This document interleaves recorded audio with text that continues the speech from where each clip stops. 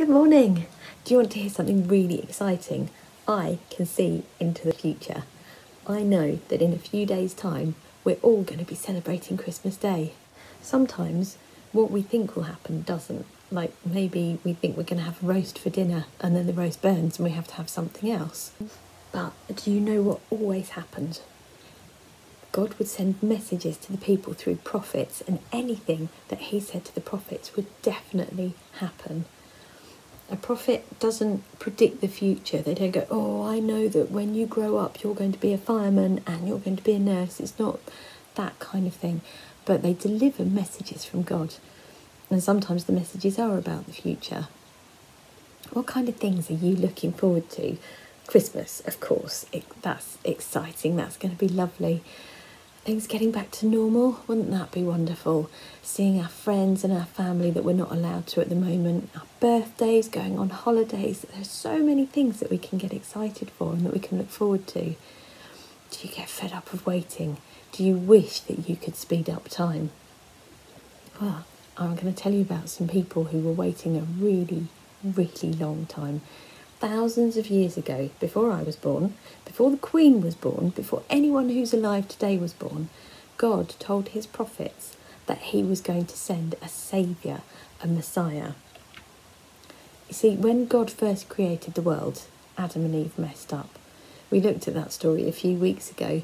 They ate the fruit that they shouldn't, they listened to the lies of the snake, and bad things came into the world. And ever since then, we've all needed saving. And God promised that he would save us. God promised that he would send a Messiah. The people waited a long time, longer than any of us has waited for anything in our lives. They waited thousands of years until finally, this is what Christmas is all about. This here is Mary.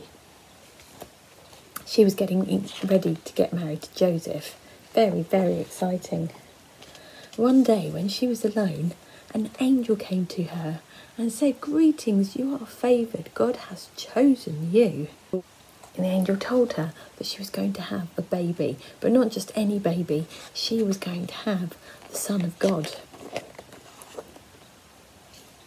Mary was amazed by this. It's not every day that an angel pops into your house. Certainly not every day they tell you that you're going to give birth to the Son of God.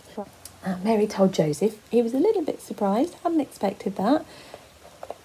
But then an angel came to him in a dream and said, she's telling the truth, it really is God's son. So he married her. And then they had to go, you remember, they were in Nazareth.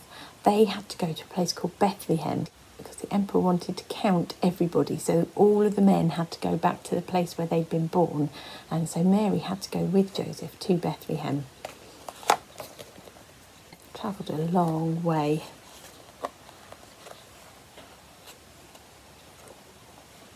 And when they got to Bethlehem, lots of other people had gone to Bethlehem as well to be counted. And all of the rooms were booked. They tried finding somewhere to stay and they just got told no room. But then, thankfully, the innkeeper that they were speaking to remembered that he'd got a stable round the back. He could see that Mary really needed help because by then she was very, very pregnant. So he said they could use his stable. Phew!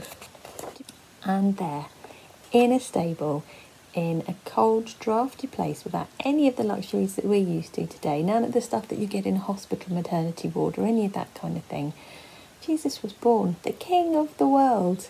God himself was born in a stable.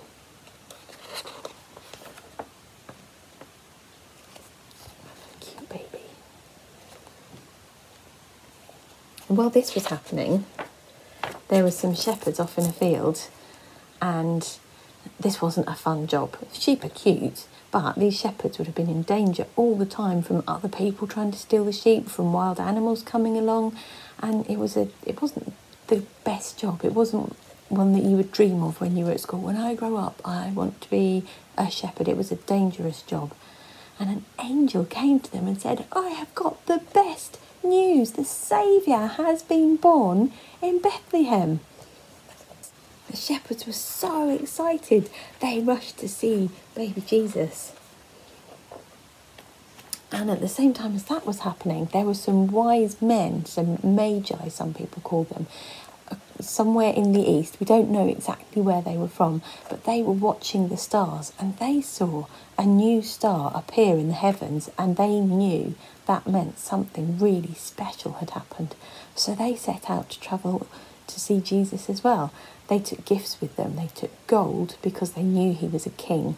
They took frankincense, which is something that the priests used to use, and they knew that Jesus was going to be a special kind of priest.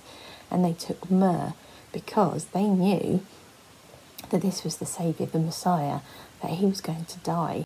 Myrrh was used after people had died, so they took these gifts knowing that they were going to see someone really very special.